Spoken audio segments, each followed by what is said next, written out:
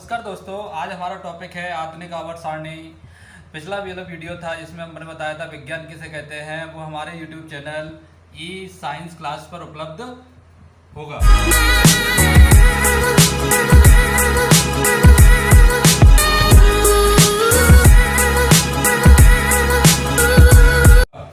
आज में हम बता रहे हैं आपके आधुनिक आवर्त सारणी किस तरीके से होती है और इसका वर्णन हम बताएंगे। तो सबसे पहले हम बात कर रहे हैं न्यूलैंड अष्टक नियम की। न्यूलैंड एक वैज्ञानिक हुए, इन्होंने एक नियम दिया सन 1865 में इन्होंने नियम दिया जिस प्रकार की हमारे जो स्वर होते हैं जैसे सा रे गा मा पा धा नी सा, जिस तरीके से आठवां जो स्वर होता है वापस रिटर्न हो जाता है, इसी प्रकार उन्होंने तत्व लिखे जैसे 1 2 3 4 5 6 7 8 9 इस तरीके 8 तक, और फिर अगला तत्व होता था रिपीट हो जाता था। यानी कि इनकी जो प्रॉपर्टी होती थी एक जैसी होती थी, लेकिन कुछ तत्व इस पे अप्लाई हो रहे थे, कुछ तत्व इस पे अप्लाई नहीं हो रहे थे। इस तरीके से न्यूलैंड अष्टक नियम को कई वैज्ञानिकों ने मानने से इनकार कर दिया। इसके बाद अगले वैज्ञानिक आए मेंडलीफ एक रूसी वैज्ञानिक थे। इन्होंने भी एक आधुनिक आवर्त सारणी जैसा एक पीरियडिक टेबल बताया, लेकिन ये कुछ तत्वों पर लागू हो रहा था, लेकिन इसमें भी कुछ कमियां होने के कारण इसको भी मानने से इनकार कर दिया। इसके बाद भी एक लोथर मेयर ने, इन्होंने भी एक अपनी आवर्त सारणी बताई, लेकिन वो भी कई तत्वों पर लागू नहीं होने के कारण वो भी कुछ ज़्यादा समय तक नहीं चल पाई। इसके बाद अगले वैज्ञानिक आए अल्फ्रेड वर्नर और गिल चावेरी। इन्होंने मॉडर्न आवर्त सारणी यानी कि आधुनिक आवर्त सारणी की नींव रखी। इन्होंने इस तरीके से बनाया। तो इन्होंने 4 ब्लॉक बनाए, जैसे पहला ब्लॉक था एस ब्लॉक, दूसरा डी ब्लॉक और तीसरा पी ब्लॉक और चौथा इन्होंने बनाया एफ ब्लॉक। यानी 4 ब्लॉक में उन्होंने तत्वों को रखा। कुल टोटल तत्व अभी तक जो खोज हुई है वो टोटल तत्वों की संख्या है आपका 118। इन्होंने क्या किया, इन्होंने 18 वर्ग बनाए और 7 आवर्त बनाए। इन्होंने 7 आवर्त बनाए। इन्होंने 18 वर्ग बनाए और 7 आवर्त बनाए। कितने आवर्त बनाए इन्होंने? 7 आवर्त। कैसे? 18 वर्ग यानी कि 1 2 3 4 5 6 7 8 9 10 11 12 13 से लेकर यहाँ पे 18 तक। ठीक है ना, ये आपके वर्ग हो गए, जो ऊर्ध्वाधर लाइन है वर्ग हो गई। इस तरीके से उन्होंने आवर्त बनाए 1 2 3 4 5 6 7, यानी कि 1 2 3 4 5 6 7 ये पूरे आवर्त जो है ना वो भरे हुए, लेकिन जो 7वां आवर्त है अभी तक अपूर्ण है, यानी कि वो पूर्ण रूप से भरा नहीं है, यानी कि उसमें तत्व अभी पूर्ण रूप से भरे नहीं है। अब इसमें क्या है, ये आवर्त में किस तरीके से इन्होंने रखा, किस तरीके से रखा, इसलिए किस तरीके से उन्होंने रखा उसके बारे में हम बता रहे हैं आपको। ये आपका अगला ब्लॉक है आपका, जैसे कि एफ ब्लॉक है। ठीक है, इसमें भी तत्वों को रखा गया। ये जो तत्व हैं यहाँ पे तत्व ये रहते हैं, लेकिन इनको यहाँ पे बहुत लंबा हो जाता है, इसलिए यहाँ से हटा के एक अलग ब्लॉक उन्होंने बना दिया जिसे हम बता रहे हैं एफ ब्लॉक। ठीक है, अब इसमें बात कर रहे हैं जैसे कि पहली बात तो इसको आप पढ़ने से पहले आपकी किताब में एक आवर्त सारणी बनी होगी, तो उसको आप खोल के रख लेना, जिससे आपको तत्वों के बारे में बिल्कुल सही समझ में तरीके से आ जाएगा। क्योंकि मैं पूरे तत्वों को यहाँ पे नहीं लिख सकता पूरी आवर्त सारणी में, इसलिए आप पहले उसको खोल के रख लेना उस आवर्त सारणी को, फिर उस वहाँ से देख के इसमें समझ लेना। ठीक है ना, पहली बात। दूसरी बात है कि जैसे कि यहाँ पे उन्होंने सबसे पहले रखा हाइड्रोजन को, फिर उन्होंने रखा लिथियम को। ठीक है, इस तरीके से यहाँ पे उन्होंने रखा जैसे कि सोडियम को। ठीक है, इसके बाद उन्होंने रखा आपका पोटेशियम को। ठीक है, फिर उन्होंने रखा आपका रुबिडियम को। इस तरह उन्होंने तत्वों को रखा। अब इसमें आप बात कर रहे हैं जैसे कि इन तत्वों को कैसे रखा, तो पहले तत्व के पहले जो आवर्त होता है उसमें तत्व होते हैं आपके 2। ठीक है, पहला कौन सा? एक होता है आपका हाइड्रोजन, एक होता है इधर आपका हीलियम। पहले आवर्त में 2 तत्व होते हैं, दूसरे आवर्त में 8 तत्व होते हैं, तीसरे आवर्त में 8 तत्व होते हैं, चौथे आवर्त में आपके 18 तत्व होते हैं, 5वें आवर्त में 18 तत्व होते हैं, और अगले 6वें आवर्त में 32 होते हैं, और 7वां तो अभी तक अपूर्ण है। 7वां कैसा है आपका? अपूर्ण है। अब जिस तरीके से उन्होंने रखा है किस तरीके से, जैसे कि हाइड्रोजन रखा, हाइड्रोजन का परमाणु क्रमांक यानी कि इसका एटॉमिक नंबर यानी परमाणु क्रमांक इसका 1 होता है। कितना होता है इसका? 1। हीलियम का कितना होता है? 2। तो पहला 1 2 परमाणु क्रमांक 2 तत्व हो गए एक पहले आवर्त में। अगला में आ गया यहाँ पे लिथियम, तो लिथियम का परमाणु क्रमांक कितना हो जाएगा? 3। इस तरह यहाँ पे आपका आ जाता है बेरिलियम का कितना होता है? 4। फिर इधर आ जाता है आपका boron, carbon, nitrogen, oxygen, fluorine और अगला है आपका आर्गन। तो इस तरीके से इसका परमाणु क्रमांक कितना हो जाएगा? 3 4 5 6 7 8 9 10। इस तरह फिर स्टार्ट कर दो। सोडियम का कितना होता है? इसमें 8 जोड़ दो, क्योंकि अगले तो ये 8 हो गया ना, 8 इसमें जोड़ दो। जैसे कि यहाँ पे कितना हो जाएगा आपका 5 6 7 8 9 10 और इधर कितना आ जाएगा फिर 11, यानी सोडियम का परमाणु क्रमांक कितना हो गया आपका? 11। इस तरह आपका यहाँ पे कितना आ जाएगा आपका? मैग्नीशियम का कितना होता है? 12। इस तरीके से यहाँ पे फिर यहाँ पे तत्व आ जाएंगे। तो इस तरीके से हम उनको अपन ज्ञात कर सकते हैं। जैसे कि आपका एल्यूमिनियम कितना होता है? 13 होता है। जो आवर्त सारणी में दिया गया है उस तरीके से हम इसको परमाणु क्रमांक याद कर सकते हैं। इतनी बात समझ में आ गई आपको?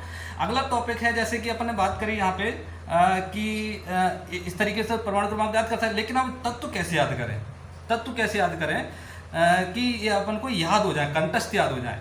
यानी कि उनका जो साइंटिफिक नेम है वो तो आपको उस आवर्त सारणी में दिखाई दे रहा होगा, लेकिन मैं उनको याद करने का तरीका बता देता हूँ, तो आप लिख लेना, एक डायरी में नोट कर लेना।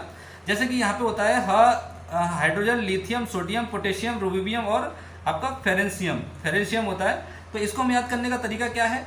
जैसे कि ली ना की रब से फरियाद, सीजियम होता है, ठीक है, सीजियम और FR फरियाद। इस तरह इसको भी याद कर सकते हैं अपन, बेटा मांगे कार, स्कूटर, बाप राजी। इस तरीके से इसको याद कर सकते हैं। इस प्रकार यहाँ पे भी याद कर सकते हैं आपको, जैसे बैगन, आलू, गाजर इन थैला, ठीक है। इसको याद कैसे कर सकते हैं आपका? काशी गए SNPV, ठीक है। इसको याद कैसे कर सकते हैं? न्यूजीलैंड, पाकिस्तान, ऑस्ट्रेलिया सब बिके। इसको ऐसे ओ सही से टी पो, ठीक है। इसको फकल ब्रोइएट, ठीक है। और इसको याद ही कर लो, helium, argon, krypton, xenon, radon, इसको याद ही कर लो बिल्कुल, ठीक है ना।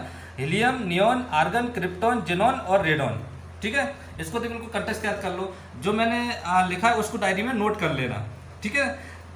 बात समझ में आ गई? इसको याद करने का तरीका। इसके अलावा यहाँ पे कुछ तत्व होते हैं, जैसे कि यहाँ पे भी कुछ तत्व होते हैं, तो इसमें मैं आपको बता देता हूँ। मेन जो आपके तत्व यहाँ पे हैं वो मैं आपको बता देता हूँ। जैसे कि आपका होता है क्रोमियम, मैग्नीज होता है यहाँ पे, ये आपका आयरन होता है, ठीक है, कोबाल्ट होता है, निकेल होता है, आपका कॉपर होता है और आपका जिंक होता है। यहाँ पे एक मरकरी होता है जिसका परमाणु क्रमांक होता है मरकरी का अपने परमाणु क्रमांक पढ़ा है आपने, कितना होता है? 80, ठीक है ना। तो ये आप याद इस तरीके से यहाँ पे परमाणु क्रमांक याद कर सकते हैं। जैसे जिंक का 30 होता है, 29, 28, 27, आपका 26, 25 और 24। इस तरीके से परमाणु क्रमांक याद कर सकते हैं। अब इसमें अगला टॉपिक है, जैसे कि इनको क्या क्या बोलते हैं। जैसे कि ये वाले जो तत्व हैं, हाइड्रोजन को छोड़ दो, हाइड्रोजन एक गैस होती है, ठीक है। ये जो तत्व होते हैं यहाँ पे, सबसे पहले जो वर्ग होता है उसमें तत्व होते हैं, उनको हम बोलते हैं क्षारीय, या फिर उसको बोलते हैं एल्कली मेटल्स, ठीक है। इसके जो ये वाले तत्व होते हैं इनको हम बोलते हैं एल्कलाइन अर्थ मेटल बोलते हैं इसको। क्या बोलते हैं इसको? एल्कलाइन अर्थ मेटल इनको हम बोलते हैं। यहाँ पे जो होते हैं इनको हम क्या बोलते हैं? इनको हम बोलते हैं ट्रांजिशन मेटल, यानी कि संक्रमण तत्व बोलते हैं, ठीक है। यहाँ पे जो होती हैं ये आपकी होती है नोबल गैसेस, यानी कि नोबल गैसेस, ठीक है। यहाँ पे जो तत्व होते हैं इनको हम बोलते हैं हैलोजन ग्रुप, ठीक है, हैलोजन ग्रुप बोलते हैं। अब हेलोजन ग्रुप क्यों बोलते हैं वो हम अगले जब चैप्टर पढ़ाएंगे उनमें थोड़ा थोड़ा समझाएंगे, ठीक है ना।